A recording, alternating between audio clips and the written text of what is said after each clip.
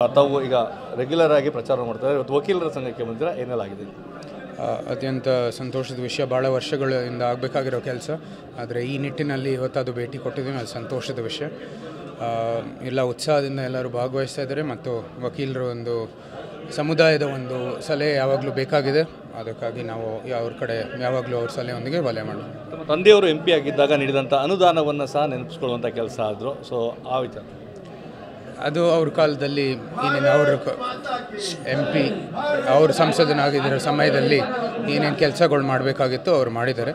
ಅದು ಮುಂದುವರೆದು ಅದಿರುತ್ತೆ. ಅದು ಮೈಸೂರು ಅರಸರಿಗೂ ಕೂಡ ಇಲ್ಲಿ ಇಡೀ ಮೈಸೂರಿಗೆ ಒಂದು ಅವಿನಾಭಾವ ಸಂಬಂಧ ಇದೆ.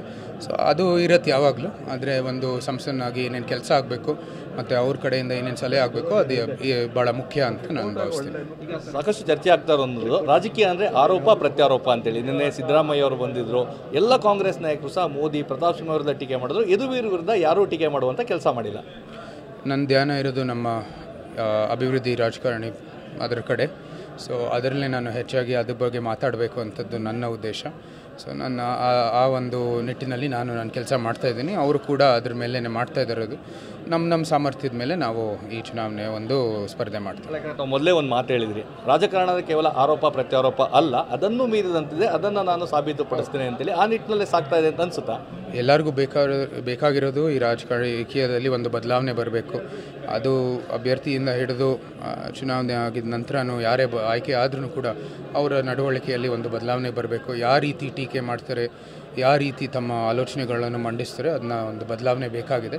ಸೊ ಅದು ಸೂಕ್ತವಾದ ದಾರಿ ಅಂದರೆ ಅಭಿವೃದ್ಧಿ ಬಗ್ಗೆ ಮಾತಾಡೋದು, ಸೈದ್ಧಾಂತಿಕ ಟೀಕೆ ಮಾಡೋದು, ಅಥವಾ ವಿರೋಧ ಪಕ್ಷ ಅಥವಾ ಯಾವ ಪಕ್ಷ ಪವರಲ್ಲಿದ್ದಾರೆ ಅವ್ರ ಕೆಲಸ ಏನು ಮಾಡ್ತಾರೆ ಅದ್ರ ಬಗ್ಗೆ ನಾವು ಟೀಕೆ ಮಾಡಬೇಕಾಗಿದೆ. ವೈಯಕ್ತಿಕವಾದ ಟೀಕೆಗಳು ಬೇಕಾಗಿಲ್ಲ. ನಿಮ್ಮ ನಂಬಿಕೆಯನ್ನು ನಿಮ್ಮ ಪ್ರತಿಸ್ಪರ್ಧಿಗಳು ಗೌರವಿಸಿದ್ದಾರೆ, ಏನು ಹೇಳ್ತೀರಾ ಅವ್ರಿಗೆ? ಅದನ್ನು ನಮಗೂ ಕೂಡ ಅವ್ರ ಕಡೆ ಭಾಳ ಗೌರವ ಇದೆ. ಇಲ್ಲಿ ವಕೀಲರ ಸಂಘದಲ್ಲಿದ್ದೀವಿ. ಮುಖ್ಯಮಂತ್ರಿ ಅವರು ಕೂಡ ಇಲ್ಲಿ ನಮ್ಮ ಮೈಸೂರು ಬಾರ್ ಅಸೋಸಿಯೇಷನ್ ಸದಸ್ಯರೇನೆ. ಸೊ ಎಲ್ಲ ಯಾವಾಗಲೂ ಆ ಗೌರವ ಇರುತ್ತೆ. ಆದರೆ ಗೊತ್ತಿದೆ ಯಾವ ರೀತಿ ಈ ಅಭಿವೃದ್ಧಿ ಆಗಬೇಕು, ಸೈದ್ಧಾಂತಿಕವಾಗಿ ಏನೋ ನಮ್ಮ ದೃಷ್ಟಿಕೋನ ಏನಿರುತ್ತೆ ಅದರಲ್ಲೂ ವ್ಯತ್ಯಾಸ ಇರುತ್ತೆ. ಅದು ಇರುತ್ತೆ ಯಾವಾಗಲೂ. ಅದು ವ್ಯವಸ್ಥೆಯಲ್ಲಿ ಅದು ಸೂಕ್ತ.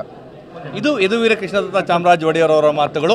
ರಾಜಕಾರಣದಲ್ಲಿ ಬದಲಾವಣೆ ತರಬೇಕು ಅಂತ ಹೇಳಿತ್ತು, ಆ ನಿಟ್ಟಿನಲ್ಲಿ ಈಗ ಸಾಗ್ತಾ ಇದೆ. ಇದು ಹೀಗೆ ಇರಲಿ ಅನ್ನೋ ಒಂದು ಮಾತನಾಡಿದ್ದಾರೆ. ಕ್ಯಾಮ್ರಾ ಪರ್ಸನ್ ಪ್ರಮೋದ್ ಜೊತೆ ರಾಮ್, TV9 ಮೈಸೂರು.